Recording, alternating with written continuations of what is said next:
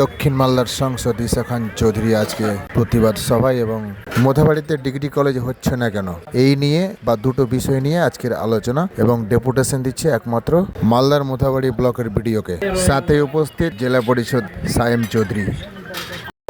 বলেছি বারবার পার্টিকে যে বিজেপি পার্টি আর টিএমসি পার্টি সেরকম কোনো বড় উন্নয়ন করে না আমাদের মালদা ডিস্ট্রিক্ট হোক বাংলাতে হোক। বিজেপি পার্টির কাজ হচ্ছে বিভেদ সৃষ্টি করার, ভাই ভাইদের মধ্যে বিভেদ করার এবং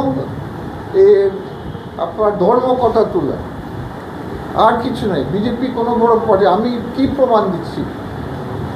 আর টিএমসি পার্টিও তাই। টিএমসি পার্টি যে হাত দেয় অন্য হাত থেকে নেয়, দুর্নীতি করে। কিছু এক টাকা যদি দেয় 90 পয়সা ফেরত দিয়ে দেবে, তো সেটাও সেবা হয় না। তার জন্য গোটা রাজ্য আমাদের দুর্নীতি চলছে। এবার এই দুটো রাজনৈতিক পার্টি আমি এক্সাম্পল দিচ্ছি। মালদার রেলগেট যে আজকে আমরা প্রতিবাদ করব, মালদার রেলগেট সব কিছু রেডি আছে। আমি মন্ত্রীর কাছে, কেন্দ্রীয় মন্ত্রীর কাছে গিয়েছে ডিসেম্বর মাসে, উনি সঙ্গে সঙ্গে বলছে মুখের কথা না মন্ত্রী সাহেব লিখে দেবেন, কারণ আমি মানুষের কাছে মুখের কথা বলবো না। উনি বলছে ঠিক আছে, আমি যে কথা বলবো 100% টাকা আমি দিচ্ছি, কেন্দ্র রাজ্য সরকার কিছু টাকা দিতে হবে না। উনি লিখে দিয়েছেন, এটা আমাদের প্রমাণ আছে। আমার নাম এর পাশে, এমপির পাশে নাম লিখে। 2 পয়েন্ট হচ্ছে যে এখানে কিছু হয়তো জমির প্রবলেম হচ্ছে, তো একটা অল্টারনেটিভ মানে হয়তো রাস্তার ডান দিকে যায়, একটা বাঁ দিকে অল্টারনেটিভ রুটটা দিয়েছে, দুটো রুট দিয়েছে। তাহলে কেন্দ্র রাজ্য সরকার দুটো অপশন হচ্ছে, রাজ্য সরকারকে জমি দিতে হবে।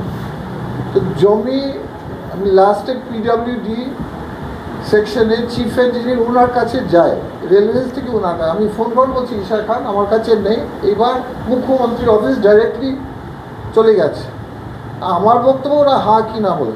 এরকম অনেক অনেক কাজ আমাদের মালদাতে, কত জায়গা আমাদের মিউনিসিপ্যালিটি ডেক্লারেশন করেছে, যেমন চাচল, যেমন গাজল, যেমন আমাদের কালিয়াচাক, এখানে আমাদের কালিয়াচাক চরঙ্গি ডিক্লেয়ার হয়ে গেছে।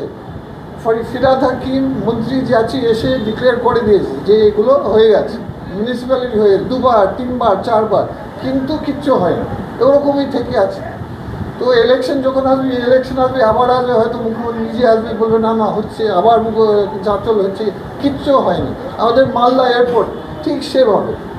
আমি এয়ারপোর্ট মন্ত্রীর কাছে গেলাম, এয়ারপোর্ট মন্ত্রী আমি বলে প্রমাণ দাও মন্ত্রী সাহেব, আমাকে লোকদেরকে ফেস করে এয়ারপোর্টে কী হচ্ছে বলে, না আপনার এয়ারপোর্ট 2016 সালে উদান ডিক্লেয়ার হয়েছে, এয়ারপোর্ট ডিক্লেয়ার হয়েছে। আমি বলো জমি বলো না, আমি নিজে আমি নিজে না, আমার দফতর নিজে আপনার এখানে আরও 140 একর আরও জমি দিয়েছে রাজ্য সরকার লিজ বেসিসে। কিন্তু রাজ্য সরকারকে জমিকে সাফ সাফাই করতে হবে, একটা মেনটেন্যান্স সার্টিফিকেট দিতে হবে যে আমাদের ল্যান্ডটা ঠিক আছে, তারপরে আমাদের এয়ারপোর্টের কাজ শুরু হবে। 9 বছর, এটা 2016, তারপরে 9 বছর এয়ারপোর্ট নিয়ে ঘুমিয়ে আছে রাজ্য সরকার। কেন্দ্র সরকার আমাদের, আপনারা জানেন আপনাদের এলাকা গোটা মালদা মুর্শিদাবাদ হচ্ছে ভাঙন এলাকা, কিন্তু রাজ্য সরকার কেন্দ্র সরকার আমরা সেরকম কোনো কাজ দেখতে পাচ্ছি না।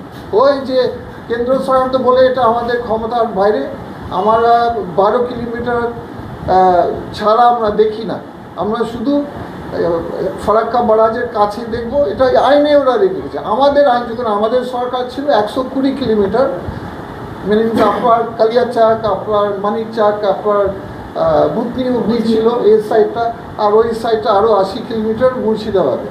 আমাদের আইন ছিল, আমাদের সরকার আইন করে, তার জন্য ডালবাবু অনেক টাকা আনতে পেরেছে। কিন্তু এখন বিজেপি সরকার ভূমির কাছে ছেড়ে দিয়েছে, মানে হাল ছেড়ে দিয়েছে। রাজ্য সরকার ঠিকভাবে ওরকমই হাল ছেড়েছে। রাজ্য সরকার কাজ আমি কি বলবো, রাজ্য সরকার কাজ দুর্নীতি কাজ 2 নম্বরই বেশিরভাগ জায়গায়।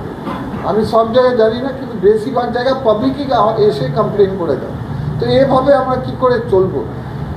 কিন্তু তার জন্য এই যে এসআইআর যে হচ্ছে বাংলাতে, এসআইআর কি আছে জানো তো, ডকুমেন্টস চেকিং করার। এটা হয় না, হওয়ার নয়, প্রত্যেক রাজ্য 20 বছর পর পর হতে পারে।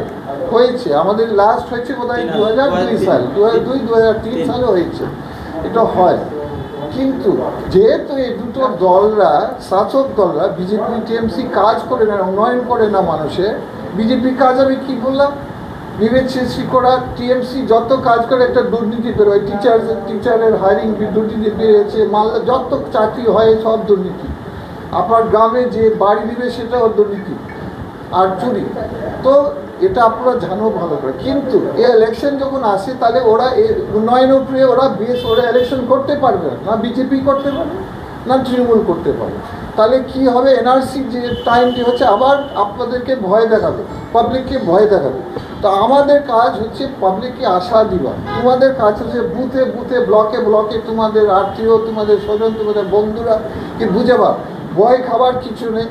কংগ্রেস পার্টি আছে, আমরা আইন বুঝি, আমরা বোকা না। আমরা যে কাজ করতে হবে আপনাদের যাতে আপনার ভোট না বাতিল হয়, আমরা কংগ্রেস পার্টি গ্যারান্টি দিচ্ছি। আমরা শুধু